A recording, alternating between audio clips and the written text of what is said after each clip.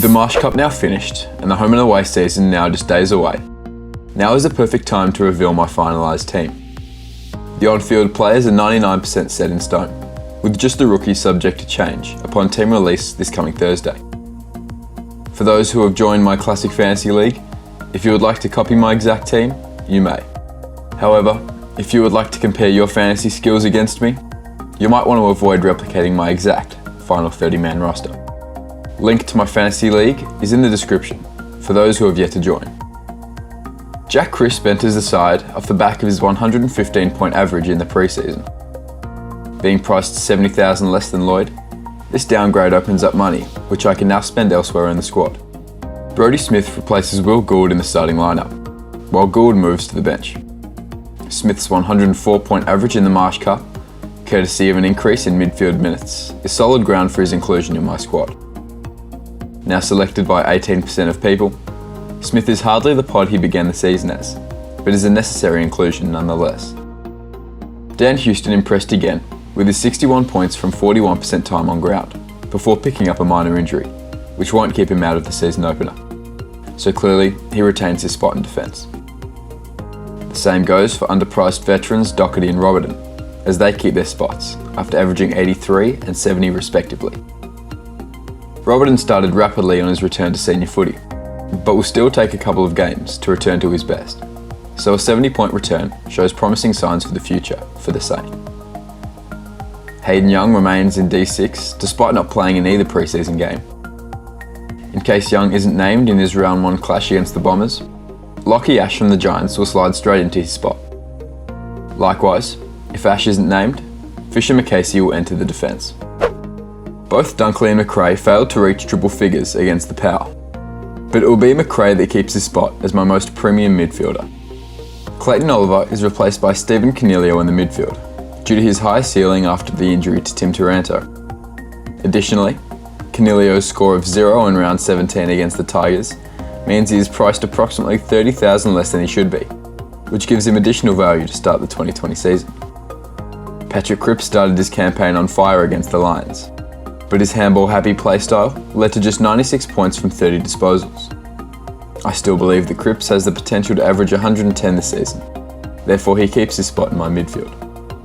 Tom Mitchell continues his incline to his career best after his 100-point effort on Friday. There is no more conversation to be had about Titch, he stays in the midfield.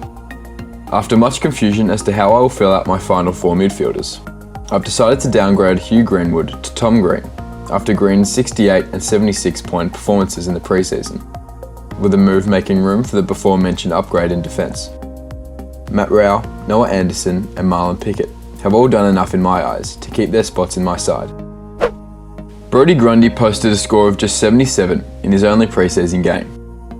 As previously mentioned in other videos, Grundy has scored 84 in each of his last 2 season openers. However, I have confidence in Grundy going above 120 against the Dogs and Tim English this round 1. Grundy averages 112.5 against the Dogs, and I would expect nothing less than that this week. That's why he receives my captain armband.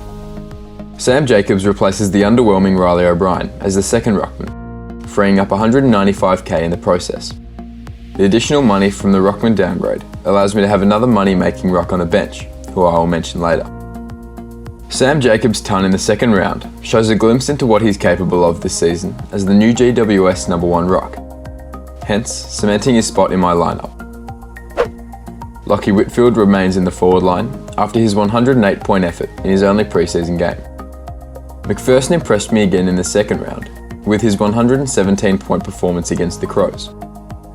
I hope that my faith in McPherson pays off and that he's not just the preseason performer that many have tipped him to be. Despite going 2-0 in the Marsh Cup, Gold Coast will likely lose plenty of games this season, so hopefully McPherson's scores don't take too much of a hit as a consequence. Andy Brayshaw's average of 105 in this preseason, which included a 120-point haul in round 2, re-establishes himself as the premier mid-priced forward this year. Fremantle duo Brett Bewley and Lachlan Schultz replaced the woeful Aidan Bonner and Chase Jones. The Fremantle forwards showed much greater promise in the preseason, with each of them averaging above 70 across the 2 games, which is enough to make it into my starting squad as the 4th and 5th forwards. Finally, Curtis Taylor is my final forward, after scoring an impressive 94 from 86% time on ground. At basement price, Taylor is too good to overlook, and after his preseason performances, he seems good enough to fill the 6th forward spot. Will Gould has been demoted to the bench as a cash generator and a backup defender. He will have the emergency band on him in defence, assuming he is named for the Swans in round 1. Watson is my 8th defender, after scoring 51 in each of his 2 preseason games. Lions rookie Devon Robertson and Gold Coast son Connor Buderick are my 2 midfield backups for the time being. Despite being priced at almost $300,000, Sam Naismith finds his way into my bench.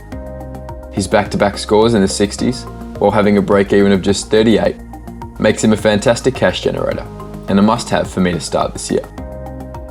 Cameron currently sits as my utility player, but that is likely to change before the lockout. Finally, King and Rankin remain my backup forwards, with Rankin likely to be swapped out if he is not named for round 1. If you have any questions or suggestions, be sure to leave them in the comments below, or message me on my Instagram.